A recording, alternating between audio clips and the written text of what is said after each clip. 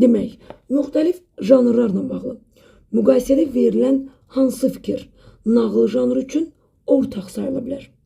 Əfsanə. Əvvəlində Pişirov adlanan başlıq verilməsi. Əfsanədə Pişirov olmur. Bu nağılda olur. Təmsil. Allegoriyanın üstünlüyü təşkil etməsi.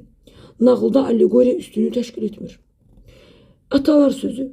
Yalnız nəsr formasında olması. Xeyr, biz bilirik ki, atalar sözü həm nəsr, həm də nəzmlə olur.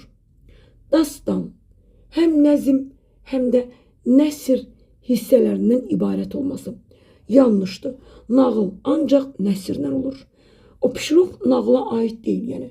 Pişirov nəzmlə, amma nağılın süjetinə aid deyil. Cavab rəvayətdir.